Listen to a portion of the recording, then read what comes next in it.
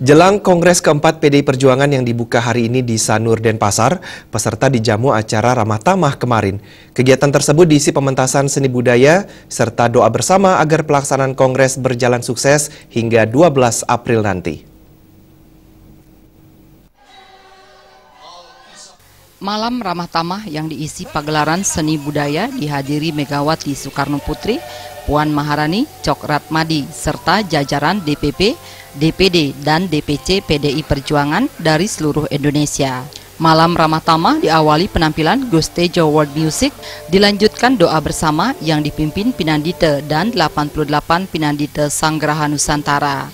Tari Legong Trisakti yang digagas oleh Bintang Puspayoga juga dipersembahkan khusus kepada Ketua Umum DPP PDI Perjuangan Megawati Soekarno Putri, dibawakan oleh kader DPC PDI Perjuangan Kota Denpasar.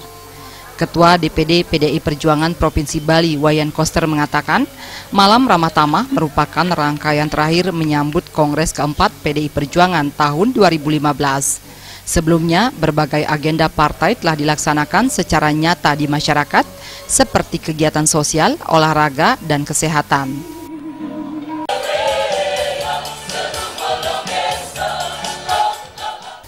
Melihat kesuksesan rangkaian menyambut Kongres ini, Megawati Soekarno Putri menyampaikan apresiasi kepada kader dan pengurus partai karena telah mampu membuktikan sebagai partai yang besar dan mampu melakukan konsolidasi partai yang berkualitas.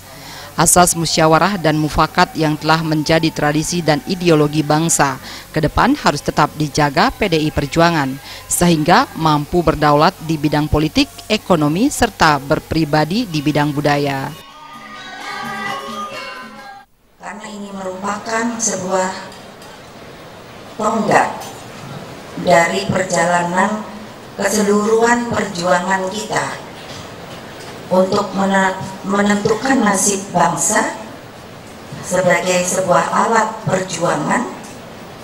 Apakah kita akan terus berada dan berpihak kepada rakyat, ataukah ada hal-hal baru yang akan kita lakukan?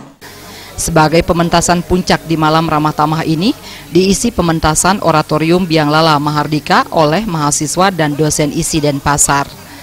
Wayan Koster juga mengatakan sepanjang pelaksanaan Kongres, 34 pelukis dari jurusan seni lukis ISI Denpasar akan merekam berbagai aktivitas Kongres.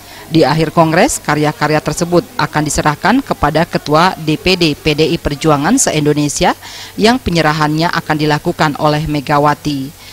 Acara terakhir diisi santap malam menyajikan menu Nusantara serta menu spesial khas Bali.